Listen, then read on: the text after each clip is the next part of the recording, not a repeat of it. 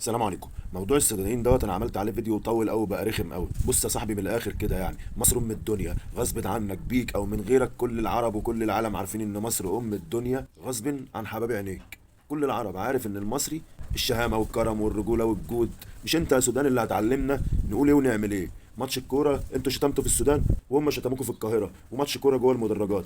لكن لما طلعتوا ومشيتوا في الشارع محدش قدر يمد ايده عليكم. يقول لك يا عبد، يقول لك يا زفت، يقول لك يا طين، تقول له يا احباب. دي حاجه في الكوره تحسبوها زي ما تحسبوها، انما التاريخ هيفضل فاكرها لكم ان انتوا جالكوا ناس في رمضان وجوعتوهم.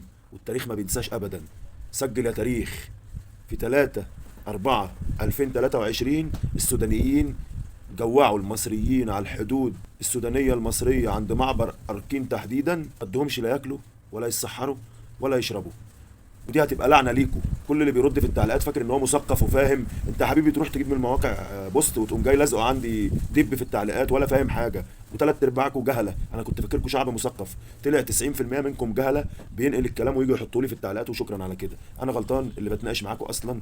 انتوا كل اللي علقوا اكتر من 500 واحد اقسم بالله ولا واحد فيكم غير اتنين تلاته هم العاقلين، والباقي كله ولا هز شعرايه من راسي.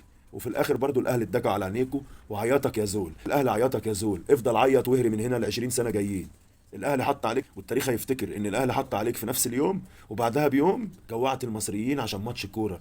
يا جبان، اللي انتوا عملتيه ده قمه الجبن. يا اللي تقول لي شعب السودان كريم.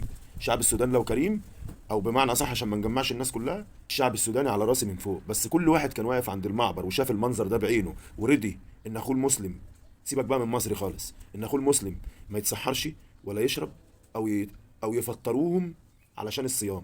التاريخ هيلعنكم. انتوا فرحانين كاتكو نيله كاتكو نيله اللي بتردوا التعليقات، وانتوا كاتكو نيله. ده التاريخ هيلعنكم. والاهلي اداك ثلاثه. نهارك ابيض.